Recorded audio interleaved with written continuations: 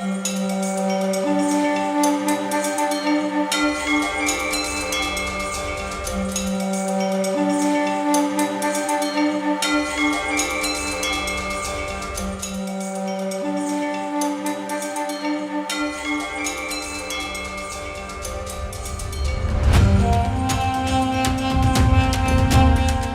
মুখোপাধ্যায় ইতিহাসের পাতায় তার নাম আজও জলজান্ত হয়ে রয়েছে। এক ব্রাহ্মণ পরিবারের ছেলে, তিনি পাঁঠার মাংসের দোকান চালাতেন। বিধানচন্দ্র রায় তাকে আদর করে এই নামেই ডাকতেন। তবে থেকেই তিনি বিখ্যাত গোপাল পাঠা বলে। সেই গোপাল পাঠার মাংসের দোকানে হয় কালী পুজো।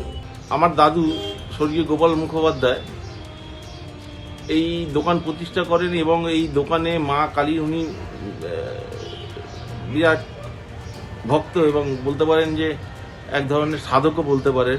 সকাল বিকেল দুবেলা মাকে নিত্য পুজো করা হয়। প্রত্যেক অমাবস্যা, কৌশিক অমাবস্যা বলুন, তারপরে আরও যে সমস্ত অমাবস্যাগুলো আছে সেই অমাবস্যাগুলোতে মায়ের নিয়মিত পুজো হয়। প্রত্যেক কালী পুজোর সময় ওইটা যে মূর্তিটা আমরা সারা বছর পুজো করি সেই মূর্তিটা কালী পুজোর আগে আমরা বিসর্জন করে দিই এবং আবার ওখানে ওই একই মূর্তি সারা বছর প্রতিষ্ঠিত হয়ে প্রাণ প্রতিষ্ঠা করে ওখানে পূজিত হয়। আমাদের দোকানের সাইনবোর্ড হচ্ছে মা কালী, একটা হিন্দুর প্রতিষ্ঠিত ঝটকা মাংসের দোকান। এটাই হচ্ছে আমাদের সাইনবোর্ড। আমরা এখনো পর্যন্ত অনেক বহু লোক আসে, খুঁজতে অসুবিধা হয়, তো আমরা প্রত্যেককেই বলি যে আপনি যোগবাজারে যাবেন, যোগবাজার থেকে একটু আগে গাঁজা মার্কেট ঠিক পাশে দেখবেন কালী ঠাকুর হলে একটি মাংসের দোকান আছে, হিন্দুর দোকান, ওইটাই। প্রথম থেকেই দাদু যখন করেননি, আমরা নতুন করে করাইনি। বোর্ড বলতে আপনার অসুবিধা হবে না, এখানে হিন্দুর দোকান একটাই রয়েছে কালী ঠাকুর হলে, এরকম ধরনের দোকান দ্বিতীয় আর পাবেন না আপনি। তিনি আর নেই, কিন্তু তার মাংসের দোকানে এই কালী পুজো আজও হচ্ছে। প্রত্যেক দিন সকালবেলা এবং সন্ধ্যেবেলা মাকে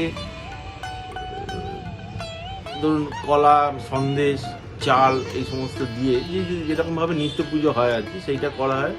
প্রত্যেক অমাবস্যায় মায়ের পুজো হয় চালের নৈবেদ্য, তারপরে হচ্ছে আপনার বিভিন্ন রকমের ফল মূল ইত্যাদি দিয়ে, মিষ্টি, দই, নানান রকম এই সমস্ত দিয়ে আহার আদি দিয়ে, কারণ আমাদের ওইখানে অন্নভোগ করার মতন কোনো উপায় নেই বা কোনো ওয়ে নেই ওই জায়গাতে।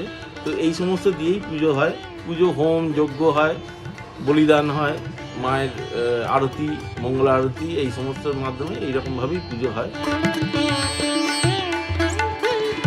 আনন্দবাজার অনলাইনের জন্য সুদীপ্তা।